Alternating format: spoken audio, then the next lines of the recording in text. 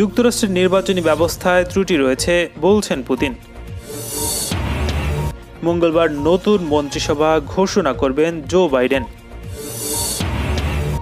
নির্বাচনে হারলেও গতবারের চেয়ে 1 কোটি ভোট বেশি পেয়েছেন ডোনাল্ড ট্রাম্প। অঘোষিত সফরে তাইওয়ানে ঊর্ধ্বতন মার্কিন সামরিক কর্মকর্তারা। সৌদির আরামকো তেল ক্ষেত্রে আবারও ক্ষেপণাস্ত্র হামলা। ট্রাম্পের উচিত গলফ খেলা বন্ধ করে হার মেনে নেয়া, বলছেন তার দলের সমর্থকরা। সিরিয়া ইরানি উপস্থিতিকে বাধাগ্রস্ত করলে কঠিন ব্যবস্থার হুঁশিয়ারি। ফাইজারের টিকাকে সপ্তাহে ছাড়পত্র দিতে পারে ব্রিটেন।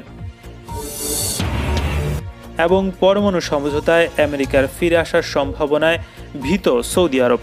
আপডেট আন্তর্জাতিক সংবাদ পেতে চ্যানেলটি সাবস্ক্রাইব করে বেল আইকনে ক্লিক করুন। আমাদের ভিডিওতে লাইক দিয়ে আপনার মতামত জানান। যুক্তরাষ্ট্রের নির্বাচনী ব্যবস্থায় ত্রুটি রয়েছে বলে মন্তব্য করেছেন রুশ প্রেসিডেন্ট ভ্লাদিমির পুতিন। রোববার রাশিয়ার এক টেলিভিশনকে দেয়া এক সাক্ষাৎকারে তিনি এমন মন্তব্য করেছেন। পুতিন বলেন, যুক্তরাষ্ট্রের নির্বাচনী ব্যবস্থায় ত্রুটি থাকার কারণে দেশটিতে চলমান সংকট তৈরি হয়েছে। রুশ প্রেসিডেন্ট বলেন, যুক্তরাষ্ট্রের নির্বাচনী ব্যবস্থায় যে সমস্যা রয়েছে তা এখন মার্কিন কর্মকর্তাদের কাছেও স্পষ্ট।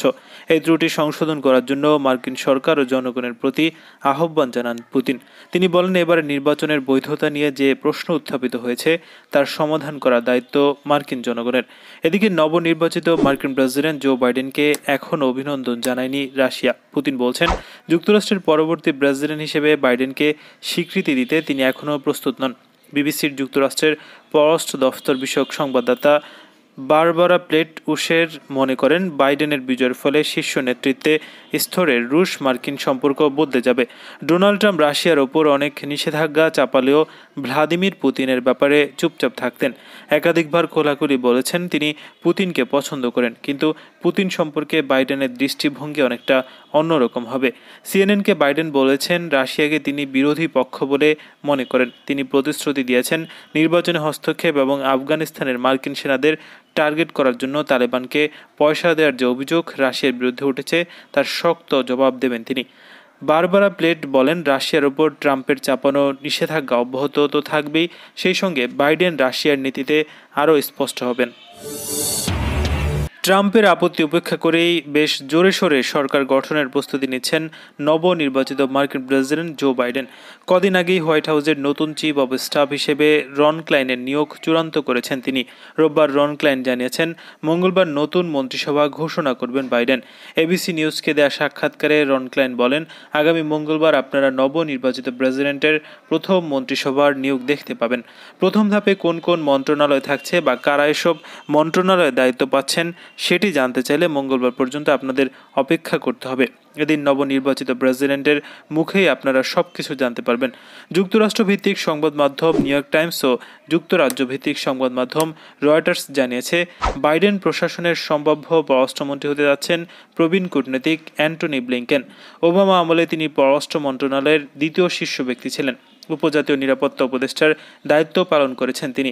নবনির্বাচিত প্রেসিডেন্টের টিমকে অসহযোগিতার জন্য ট্রাম্প প্রশাসনকে দোষারোপ করেন রন ক্লাইন। তিনি বলেন, জো বাইডেন ও কমলা হ্যারিস এখনও গোয়েন্দা ব্রিফিং পাচ্ছেন না। করোনা ভাইরাস সংক্রান্ত ডাটাও তাদের সঙ্গে শেয়ার করা হয় না। এদিকে নির্বাচনে পরাজয়ের পর ক্ষুব্ধ ট্রাম্প গত সপ্তাহ জুড়ে মার্কিন পররাষ্ট্রনীতিকে একের পর এক বোমা ফাটিয়েছেন, আর এতে হতভম্ব হয়েছেন তার শত্রু ও মিত্র উভয়ই। সিএনএনের খবরে বলা হয়েছে, হোয়াইট হাউস ছাড়া প্রায় নিশ্চিত হওয়ার পরও আগের মেয়াদের নির্বাচনের প্রতিশ্রুতি পূরণে বেপরোয়া পদক্ষেপ নিয়ে চলছেন ডোনাল্ড ট্রাম্প। তারই অংশ হিসেবে নির্বাচনের ফল স্পষ্ট হয়ে ওঠার পরও গত সপ্তাহে তিনি আফগানিস্তান থেকে বেশি পরিমাণ সেনা প্রত্যাহার করে নেওয়ার ঘোষণা দিয়েছেন। আফগান সরকারের আশঙ্কা, মার্কিন সামরিক উপস্থিতি কমে গেলে দেশটিতে তালেবান আরও অপ্রতিরোধ্য হয়ে উঠবে। 2015 সালে সই হওয়া পরমাণু সমঝোতায় আমেরিকা ফিরে আসতে পারে এমন সম্ভাবনা যখন জেগে ওঠায় সৌদি আরব ভীত হয়ে পড়ছে। সৌদি বলছে, ইরানের সঙ্গে নতুন চুক্তির ব্যাপারে আলোচনা শুরু করতে হবে, তাতে রিয়াদকে যুক্ত করতে হবে। জাতিসংঘে নিযুক্ত সৌদি স্থায়ী প্রতিনিধি আবদুল্লাহ ইয়াহিয়া আল মুয়াল্লিম 2015 সালের সমঝোতার আমেরিকার ফিরে আসার ধারণা নাকচ করে তার ভাষায় বলেন, কোনো ব্যক্তি এই সমঝোতায় ফিরে যাওয়ার ব্যাপারে সজ্ঞানে সিদ্ধান্ত নিতে পারেন না, কারণ এই সমঝোতা সারা বিশ্বের সামনে ব্যর্থ বলে প্রমাণিত হয়েছে। মার্কিন টেলিভিশন চ্যানেল ফক্স নিউজের এক অনুষ্ঠানে সৌদি কূটনীতিক এসব কথা বলেছেন। তিনি বলেন, তিনি বিশ্বাস করেন না যে বাইডেন প্রশাসন পারস্য উপসাগরীয় দেশগুলোকে ওই পরমাণু সমঝোতা এবং ইরানের কাছে ফিরে যাওয়ার পথ করে দেবেন, বরং ইরানের সঙ্গে নতুন করে আলোচনা শুরু করতে হবে এবং সে আলোচনায় সৌদি আরবকে রাখতে হবে যাতে আগের সমঝোতার সীমাবদ্ধতাগুলো দূর করা যায়। সদ্য সমাপ্ত মার্কিন প্রেসিডেন্ট নির্বাচনে বিরোধী ডেমোক্র্যাট দলের প্রার্থী জো বাইডেন বিজয়ী হয়েছেন এবং ক্ষমতায় বসার পর তিনি পরমাণু সমঝোতায় ফিরতে পারেন বলে অনেকেই ধারণা করছেন। অঘোষিত সফরে তাইওয়ানে গেছেন যুক্তরাষ্ট্রের একজন ঊর্ধ্বতন সামরিক কর্মকর্তা। মার্কিন নৌবাহিনীর 2 তারকা এই কর্মকর্তা হচ্ছেন রিয়ার অ্যাডমিরাল মাইকেল স্টারম্যান। গত কয়েক বছরে তাইওয়ান সফরকারী মার্কিন সামরিক বাহিনীর কর্মকর্তাদের মধ্যে তিনিই সবচেয়ে শীর্ষস্থানীয় কর্মকর্তা। সূত্রের বরাত দিয়ে রোববার এক প্রতিবেদনে খবর জানিয়েছে যুক্তরাজ্য ভিত্তিক সংবাদ মাধ্যম রয়টার্স।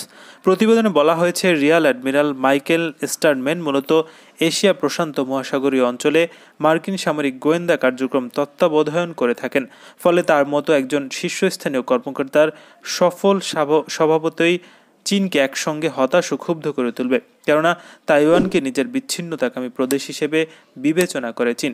তাইওয়ানের নাম প্রকাশে অনিচ্ছুক সূত্রগুলো রয়টার্সকে সফরের কথা নিশ্চিত করলেও এ ব্যাপারে কোনো মন্তব্য করতে অস্বীকৃতি জানিয়েছে মার্কিন প্রতিরক্ষা দফতর পেন্টাগন।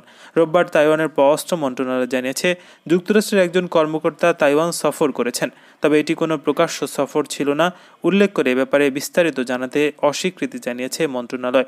এর আগে গত শুক্রবার ট্রাম্প প্রশাসনের অর্থনৈতিক সংলাপ উদ্যোগের আওতায় প্রথমবারের মতো উচ্চ পর্যায়ের বৈঠকে মিলিত হয় যুক্তরাষ্ট্র ও তাইওয়ান। বৈঠকে উভয় পক্ষের মধ্যে 5 বছর মেয়াদী একটি সমঝোতা স্মারক স্বাক্ষরিত হয়েছে। এতে স্বাস্থ্য, প্রযুক্তি ও নিরাপত্তার ক্ষেত্রে ভবিষ্যতে পারস্পরিক সহায়তার প্রতিশ্রুতি দেওয়া হয়েছে। তবে তাইওয়ানকে নিজেদের অংশ বলে বিবেচনা করা চীন এর তীব্র নিন্দা জানিয়েছে। যুক্তরাষ্ট্রকে সতর্ক করে দিয়ে বেইজিংয়ের মুখপাত্র বলেছেন, তাইওয়ান প্রশ্নের তীব্র স্পর্শকাতরতা ওয়াশিংটন অবশ্যই উপলব্ধি করতে পারবে। এবারের মার্কিন নির্বাচনে রিপাবলিকান প্রেসিডেন্ট প্রার্থী ডোনাল্ড ট্রাম্প হারলেও 2016 সালের চেয়ে 1 কোটি ভোট বেশি পেয়েছেন। এবছর নির্বাচনে জাতিগত সংখ্যালঘুদের ভোট বেশি পেয়েছেন তিনি। গত 4 বছরে বর্ণবাদী ও ইসলাম বিদ্বেষী হিসেবে পরিচিত হয়ে উঠেছেন ডোনাল্ড ট্রাম্প। বাস্তবতা হলো 2016 সালের তুলনায় 2020 সালের নির্বাচনে সব মিলিয়ে 1 কোটি ভোট বেশি পেয়েছেন ট্রাম্প। নিজ দেশেও তুমুল সমালোচিত প্রেসিডেন্ট প্রার্থীর জনপ্রিয়তা না কমে বরং বেড়ে যাওয়ার বিষয়টি অনেককে অবাক করেছে। তবে 4 বছরের ট্রাম্পের নানা পদক্ষেপই বাড়িয়েছে তার জনপ্রিয়তা। কিউবা, বলিভিয়া কিংবা ভেনেজুয়েলা থেকে যারা যুক্তরাষ্ট্র রাজনৈতিক আশ্রয় পেয়েছেন তারা ট্রাম্পকে ভোট দিয়েছেন দেদারসে। এডিসন রিচার্ডস এনইপির জরিপে দেখা গেছে, ট্রাম্প একচেটিয়াভাবে শ্বেতাঙ্গদের ভোট পেয়েছেন। অন্যদিকে একচেটিয়াভাবে কৃষ্ণাঙ্গদের ভোট পেয়েছেন নবনির্বাচিত ডেমোক্র্যাট প্রেসিডেন্ট জো বাইডেন। তবে ট্রাম্পের বিরুদ্ধে বর্ণবাদের অসংখ্য অভিযোগ থাকলেও গত নির্বাচনের তুলনায় এবার ট্রাম্প তাদের ভোট বেশি পেয়েছেন। কৃষ্ণাঙ্গ পুরুষদের 19% ভোট পেয়েছেন ট্রাম্প, যা 2016 সালের তুলনায় 6% বেশি। কৃষ্ণাঙ্গ নারীদের ভোট পেয়েছেন 5%। অথচ গত নির্বাচনে এই গোষ্ঠীর একচেটিয়া ভোট পেয়েছিলেন ডেমোক্র্যাট প্রার্থী হিলারি ক্লিন্টন। গতবারের তুলনায় হিস্পানিক বা লাতিনো পুরুষদের 4% এবং নারীদের 5% ভোট বেশি পেয়েছেন ট্রাম্প। 3 নভেম্বর অনুষ্ঠিত নির্বাচনে এশিয়া ও অন্যান্য জাতিগত সংখ্যালঘুদের 38% ভোট পেয়েছেন ট্রাম্প, যা গতবারের চেয়ে 7% বেশি। ইয়েমেনের হুতি সেনারা সৌদি আরবের বন্দর নগরী জেদ্দার আরামকো তেল স্থাপনায় আবার ক্ষেপণাস্ত্র হামলা চালিয়েছে। যেখানে ইয়েমেনের যোদ্ধারা ক্ষেপণাস্ত্র হামলা চালিয়েছে সেটি হচ্ছে আরামকো কোম্পানির তেল ডিস্ট্রিবিউশন স্টেশন। ইয়েমেনি সামরিক বাহিনীর মুখপাত্র ব্রিগেডিয়ার জেনারেল ইয়াহিয়া সারি আজ সোমবার জানান, কুলস 2 ক্ষেপণাস্ত্র দিয়ে নিখুঁতভাবে ওই ডিস্ট্রিবিউশন স্টেশনে হামলা চালানো হয়েছে। তিনি বলেন, হামলার পর অ্যাম্বুলেন্স ও ফায়ার সার্ভিসের গাড়ি ওই স্থানে ছুটে যায়। জেনারেল সারি জানান, সম্পূর্ণ দেশীয় প্রযুক্তিতে ক্ষেপণাস্ত্রটি তৈরি করা হয়েছে এবং সম্প্রতি সৌদি আরবের গভীরে হামলা চালিয়ে এর পরীক্ষা সম্পূর্ণ হয়। তবে আনুষ্ঠানিকভাবে এখনও এই ক্ষেপণাস্ত্রের কথা ঘোষণা করা হয়নি। ইয়েমেনের উপর সৌদি নেতৃত্বাধীন আরব জোটের অব্যাহত আগ্রাসন এবং অবরোধের জবাবে হামলা চালানো হয়েছে বলে জেনারেল সারি মন্তব্য করেছেন। স্ত্রী, মেয়ে ও জামাতার পর এবার ডোনাল্ড ট্রাম্পকে পরাজয় মেনে নেওয়ার পরামর্শ দিয়েছেন তার নিজ দল রিপাবলিকান পার্টির প্রভাবশালী নেতারাও। ট্রাম্পকে প্রেসিডেন্ট নির্বাচনে ডেমোক্র্যাট প্রার্থী জো বাইডেনের কাছে হারের ফল পাল্টে দেওয়ার চেষ্টা থেকে সরে আসার আহ্বান জানিয়েছেন তারা। তাদের মধ্যে একজন মেরিল্যান্ডের গভর্নর ল্যারি হুগান। তিনি সিএনএনকে বলেছেন, নির্বাচনের ফল উল্টে দিতে ট্রাম্প শিবিরের ধারাবাহিক চেষ্টায় মনে হওয়া শুরু হয়েছে যে আমরা একটি ব্যানানা রিপাবলিক। ট্রাম্পের উচিত গলফ খেলা বন্ধ করা এবং হার মেনে নেওয়া। টুইটারে দেয়া এক পোস্টে এমনটি বলেছেন এই রিপাবলিকান গভর্নর।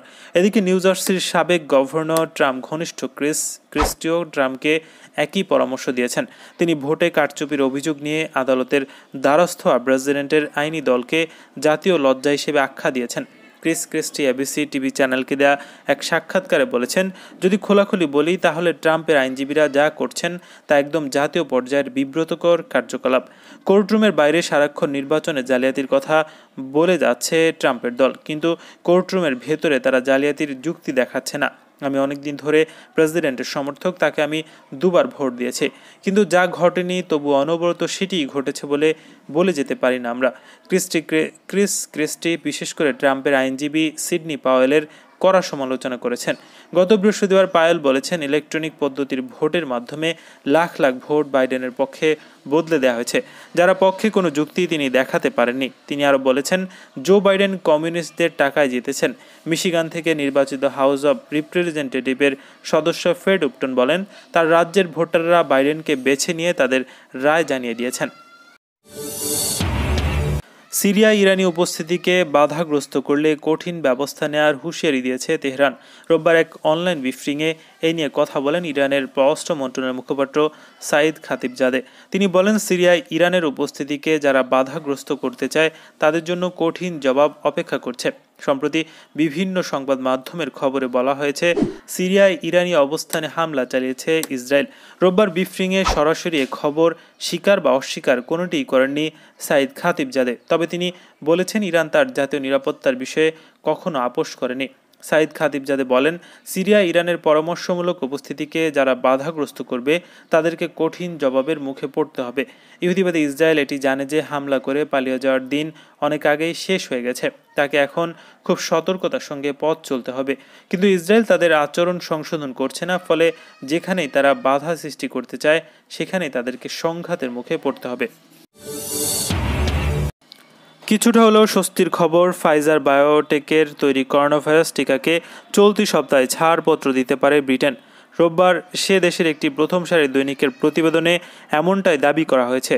সরকারি সূত্রে উদ্ধৃত করে প্রতিবেদনে লেখা হয়েছে, ব্রিটিশ নিয়ন্ত্রক সংস্থা ফাইজারের তৈরি টিকার আনুষ্ঠানিক মূল্যায়ন শুরু করতে চলেছে।